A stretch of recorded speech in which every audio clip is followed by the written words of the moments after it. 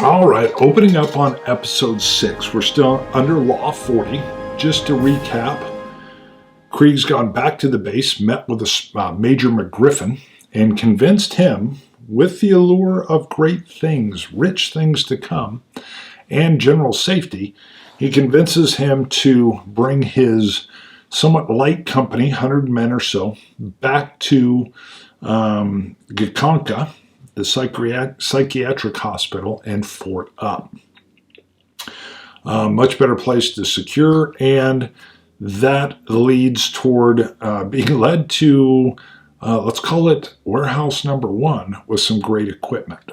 And all of that is getting shuttled over. So there will be a highly defensible location, and you're seeing some maps now.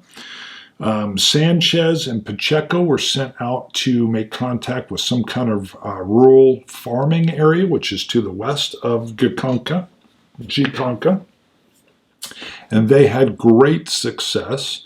They brought back the eldest son as an emissary. He saw the area, agreed to work, and under Law 40 was treated very generously to 200 rounds of 223, 5.56, and a brand new, spanking brand new M16.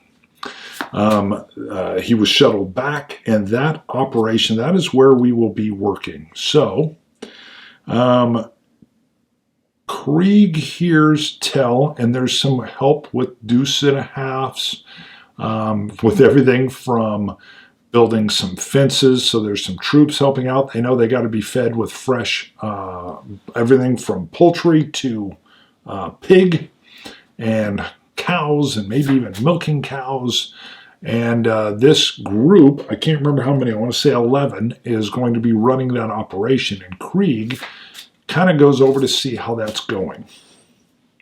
Now, I wanted to work this in. This will be hints of evil. I don't know how this will go, but a young woman, 20-something, family member, I'm not sure how she's attached or married or unmarried or whatever, is a daughter or granddaughter. We'll have to flush some of that out later. Flesh some of that out later. Of the farming cartel group that's come in. Cartel group, that's too rough. The farming clan that's come in. And she's caught Krieg's eye. I'm curious to see if he's caught her eye. Maybe it's mutual. We'll see. Otherwise, it could be a problem. It is not mutual. So he's kind of ravenously checking her out. And she is offended and somewhat embarrassed by this. She's not sure even of who he is. Again, he's not dressed in normal military garb. He looks a bit like an operator, and he's a little older. He's not the best looking guy either. So let me quit playing with these. I think it could be irritating some people as I shuffle. Sorry if it is. Well, this could be a problem. Now, we are under Law 40. Be generous. I think Krieg walks over and says, "Can I talk with you?" And a male figure interjects and says, "Who are you?" So I guess the question is, who's the male figure? Are we talking brother, or are we talking boyfriend/husband? How do we figure this out? Let's say, well, brother, yes or no? Yes would be red. Not the brother. Boyfriend. Not the boyfriend. We'll go with husband. Of course. Husband. Wow. This is going to get bad. Husband. So the husband says, my wife, you can address those questions to me, not my wife. And Krieg's like, oh, I didn't think she would be married. Now, he's still under generous. Okay. So, remember, Krieg's sadistic and narcissistic. And he wants what he wants. So, this is a huge potential problem. Interested in married 24-year-old farm girl. Okay. But law 40, be generous. I think Krieg explains to the husband, hey, my apologies. I'm Krieg. I'm the owner-operator, you could say. I'm the one that arranged for you to be here. And he says, great, okay. We're going to be, we definitely appreciate the protection, but trust us that we're also bringing gifts aplenty for you, everything from fresh meat and chicken and milk, and we'll be laying in some particular crops. So great to be here. Hopefully you feel, hopefully the feeling's mutual. Krieg's like, absolutely, 100%. What can I do for you? What do you need? And he is addressing straight to the husband, with the occasional side glance to the spouse, which is definitely kind of standing over the husband's shoulder, which doesn't go unrecognized by the husband. She's cagey. Says, well, Pacheco's helping us out. We're doing pretty good. Maybe he tries to get, he says, my brother-in-law, okay, so the sister, my brother-in-law was gifted a fairly nice M16. We would love for the rest of the family, to be similarly armed. And Pacheco or Krieg, without even blinking, done. He says, I believe you're setting up house in whatever general location. We'll have to figure that out looking at it. He says, I'll have 10 of them sent over to you. We'll get you guys set up, and we'll have a couple thousand rounds brought over. You guys need to, you will be part of the defense force of this location as well. We're here to protect you, and you are helping protect us with what you will be doing. So, I don't even need to flip a card. He's kind of like, again, law 40, be generous. So Krieg has one of his guys nearby and says, hey, grab some of those M16s we got out of our basement storage area. He's like, on it, sir. Chop, chop, hook him up with a couple thousand rounds and the mags to go with it. He's like, done deal. A little bit of subterfuge by Krieg. He says, and to the lady, my apologies. I didn't know the situation. And she kind of nods, and he kind of holds her gaze a little bit, which is still unsettling. I mean, the words aren't matching the actions. And it's going to be a problem. So, Krieg feels like probably the one thing we would need to lock up a little bit better is the fuel situation. And reminds him of the Marauder group at the gas station, if you've seen that episode, and he figures we need what's left in those tanks. Whatever's left is ours. They need as much as they can get. Now, the Army does have some tankers that are designed to move with military units. They were empty, so they were not taken. They are on site, and he corrals up a couple of them and tells Major McGiffin, why don't you send a platoon with me, and I think I know where we can get a decent amount of fuel. And he says, done deal. They're going to drive back to that location. We will do an encounter on the way, so we're not there yet. Don't forget, he's in his armored vehicle now. Picture popping up again now.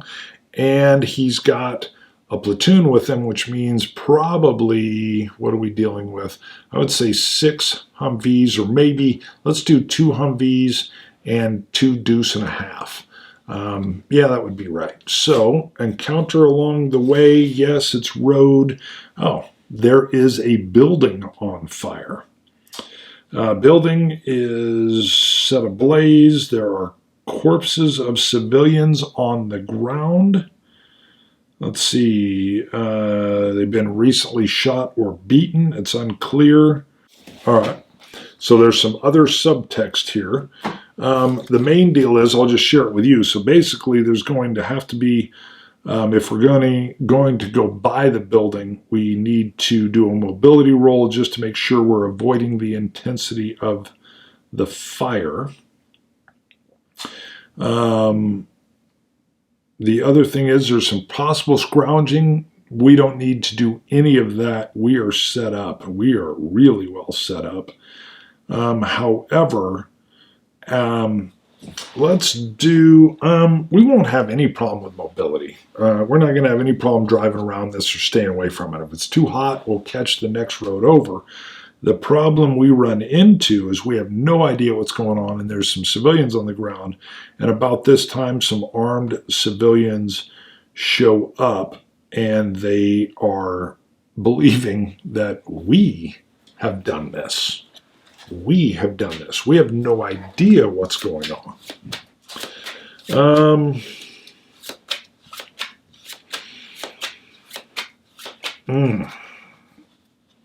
All right. Krieg is not wanting to, he doesn't have much patience for this, because clearly he says, the civilians are coming up, they're blocking the road, they're angry, they're slapping and hitting, there's some bats hitting some of the Humvees. He steps out of his specially armored vehicle, which is in the front because he knows where he's going. He's on a guy, he's up with his R4, and basically at the commander says, hey, we had nothing to do with this, we're just driving through. And there's some people yelling, hey, get him, get him. And Krieg says, clear out of the way, or we'll clear you out of the way. And this will be a card, so red, they'll clear out. Ace of spade. Why do I keep drawing the ace of spade? The guy in front of me takes a step forward. He's not far away. Krieg does not have much in the way of combat skill. It's usually in the way of persuasion, which I didn't do a persuasion roll. But I've already failed that. Basically, they were enraged and they're coming at us. So this is going to be ranged combat with a D8. Again, he has very little skill in this. It's simply a D8. But I got to admit, he is right up on this guy. I mean, I got to bump it up to a D12. We got to at least give him a D12, see if he hits it. And he gets a 9. Yes, he's got a solid hit. All right, sorry, battery failed there. Right as he poop. So the surrounding troops are not necessarily stunned or put off by this. They're all combat tried troops by this point in time. There's been things going on in Poland for a year or two now. But a couple raised eyebrows at dropping a half a mag, 25 rounds at darn near point blank range. Overkill. Seems a little odd. Not the trigger control that the troops would be expected to give. Not to mention, he took him from like heel to forehead. Like, what the? So that's the only thing you're getting from the troops. Krieg doesn't, I mean, whatever. He doesn't care. The rest of the angry folks take off. Krieg tells, hey, let's go. We're coming up on the Marauders in the gas station. Rolls up, see his buddy. His buddy's there, and I got to tell you, I already flipped through this, but as they showed up, I pulled a jack of diamonds. Sorry, the battery died. Trust me, I pulled a jack of diamonds. It was like they were still buddies. The guy is good, but he tells Krieg, hey, I can't fill all these up. I'll have nothing here. He says, especially for creative BDUs. By the way, they're decked out nice BDUs, but their beards and whatnot definitely don't match the BDUs. And some MREs. He goes, well, that's why I'm here.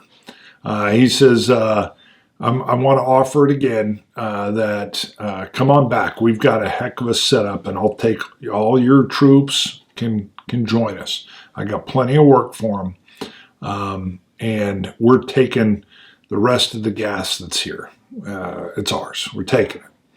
And the guy was like on board. He 100% was like, absolutely coming. And they hook up, tank up, and empty what's left of the tanks and head right on back to Gikanka. I hope I'm saying that right. Now, that was where I paused because we'll pick it up with future episodes from there. And I feel like we've followed the natural progression, but he's got everything. I mean, we've got fuel, we've got the farmstead, although he doesn't have the girl. That's going to be a problem. But it's really all about the gold, that Warsaw mission, and that's what we're gearing toward, and I'm not sure how that's going to work out. Now, this King Me deal, I think he's successfully set up a base of operations. Now, can he hold it? He doesn't bring much with him other than the knowledge of where this gold is and how to get it. Just saying Warsaw doesn't do it for you, and Warsaw brings its own problems, not to mention the Spetsnaz and all this other stuff that has to happen. So when we return, his cup floweth over. He's been generous. And what we will have to see is, how in the world do you find Spetsnaz? I got a feeling why. You want someone with cred moving with you. We'll have to figure that out. So, the way I am playing this is sandbox. I don't know what's going to happen. We'll learn as we go. He will follow his moral code, which is amoral. He's no moral, so we'll see what happens with the gal. Law 40, he was generous in this set of 3. I may pop in and we'll work on some of his skills based on what he's earned. He earned, in this one, he did get himself a combat. He was present. I think he followed his moral code quite well. And I think he's also in line with his dream. What else? Did he overcome danger? Yes. Risk for the buddies? No, he's his own best friend. Travel at least 1 hex? Yes. Yeah, moral code, participate. So he should have got 5. He's got 5 out of that. That's what he got out of that. So we'll come back. Probably the biggest thing pending is the lady. And how do we find Spetsnaz? I don't know. All right. Thank you. Oh, don't forget, like the video if you enjoyed. I would love your comments. Please, if I pronounce things in Polish wrong, let me know what they are, and phonetically tell me how to do that if you have that knowledge. I would love to do it right. I am looking things up and playing them on sites and stuff. I think I have Gitanka correct, but who knows? Patreon, if you like the show and you want to help and support, I'll be doing some probably talking about what we're doing via some private shows on Patreon. I haven't done those yet, but I'll set those up. And in the midst of everything else, I'm having a blast.